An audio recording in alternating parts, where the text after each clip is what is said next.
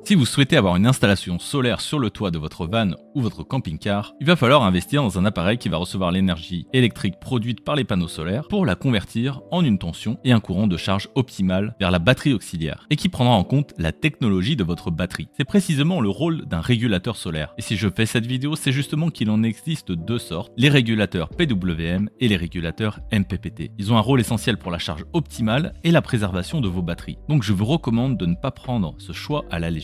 Outre le fait qu'ils ont une différence de prix significative, leur performance diffère également grandement. Mais il y a aussi un point qui est souvent oublié que nous allons voir dans la suite de cette vidéo. Mais avant ça, vous pouvez toujours vous procurer les secrets de l'autonomie électrique en van aménagé disponibles en description de cette vidéo. Et n'hésitez pas aussi à vous abonner à la chaîne ou nous mettre un petit like d'encouragement sous cette vidéo. Ça nous fera énormément plaisir. Commençons par les régulateurs de charge solaire PWM. Globalement, il y a assez peu de chances que vous vous tourniez vers ce type d'appareil si vous faites vous-même votre installation aujourd'hui, sauf dans certains cas. Mais lorsqu'on achète un véhicule neuf, que ce soit un camping-car ou un fourgon, on y retrouve très souvent ce type de régulateur car ils sont bon marché. La définition du terme en anglais, PWM, est Pulse-Wise Modulation, en français modulation par largeur d'impulsion. Son fonctionnement est très basique, assez peu de composants dans le boîtier, son rôle est simplement de réguler la sortie panneau solaire afin d'avoir une tension de charge suffisante pour recharger la batterie. En réalité, cette fonction d'impulsion variable n'est pas utilisée uniquement avec des panneaux solaires. Elle sert aussi à faire varier la luminosité d'une LED ou encore la vitesse d'un moteur. Pour faire varier la tension en sortie, il suffit de hacher le signal. C'est comme allumer puis éteindre une lumière avec un interrupteur, sauf qu'on le fait à des fréquences plus élevées. Plus la fréquence baisse, plus la tension moyenne baisse, comme on peut le voir de façon assez claire sur les graphiques ci-dessous. On parle ici le plus souvent de rapport cyclique. Exemple avec une tension de 12 volts et un rapport cyclique de 50%. 50% du temps la tension est de 12 volts et les autres 50% 0 volts, ce qui nous donne en moyenne 6 volts. Dernier exemple appliqué à un panneau solaire, la condition pour utiliser un régulateur PWM, c'est qu'il utilise une tension proche de celle de votre batterie. Ici on est sur un panneau 12 volts mais qui produit un peu plus en tension max, soit 18 volts. Donc là le PWM va réguler simplement la tension pour l'adapter à la tension de charge de la batterie, donc en adaptant le rapport cyclique à 75% par exemple. Pour conclure sur le PWM, c'est un bon compromis uniquement si vous avez un panneau qui est sur la même tension que votre parc batterie et que vous êtes sur des faibles puissances, jusqu'à 100 watts, et pour des petits besoins. Si c'est pour recharger un téléphone ou une petite glacière, c'est peut-être pas la peine de dépenser une fortune dans une installation solaire, soyons honnêtes. Enfin, je vous déconseille d'utiliser un régulateur PWM avec une batterie lithium, ça n'est pas du tout adapté comme mode de recharge. Maintenant, passons au plus intéressant, les régulateurs MPPT. Déjà, on va tout de suite démystifier ce qui se cache derrière cette abréviation MPPT, c'est-à-dire Maximum Power Point Tracking. Et en français, ça donne recherche du point de puissance maximale. Lorsqu'on met les deux appareils côte à côte, on sent bien déjà qu'il y a une différence de poids et de taille. Il y a beaucoup plus d'électronique et on sent bien que la technologie est plus évoluée. Ce modèle de régulateur va surveiller en permanence la tension électrique du panneau solaire afin de trouver son courant maximal. Le but est d'utiliser la pleine puissance d'un panneau solaire photovoltaïque. On a déjà un panneau qui délivre plus que sa tension nominale d'application. Illustrons ce propos avec un exemple. Un panneau 12 volts va générer en fait 18 volts. Admettons qu'il ait une intensité donnée de 8,33 ampères pour une capacité de 150 watts. Le delta entre 18 volts et les 12 volts de la batterie entraîne une perte de puissance non récupérée de près de 50 watts. Mais la température joue également un rôle sur le rendement du panneau solaire. Plus il fait chaud, moins votre panneau est efficace. Ce qui est paradoxal car l'ensoleillement va de pair, mais le meilleur gain est obtenu souvent lors de belles journées ensoleillées en hiver. Le facteur luminosité et l'inclinaison jouent également un rôle important, mais si vous n'êtes pas équipé d'un module pour la réguler ou d'un tracker solaire relié à votre MPPT, vous ne pourrez pas agir sur ces facteurs. Mais le régulateur MPPT peut en théorie contourner pas mal de ces contraintes. Il va tirer le plein potentiel de vos panneaux solaires, mais il va également adapter sa charge à la technologie de la batterie. On ne charge pas une batterie LiFePO4 comme on charge une batterie à technologie au plomb. En résumé, voici un récapitulatif des points à retenir pour mieux comprendre les différences entre un régulateur PWM et un régulateur MPPT. Le rendement est l'un des principaux facteurs de différence entre ces deux types de régulateurs. Les régulateurs MPPT sont plus efficaces, avec un rendement pouvant aller jusqu'à 95%.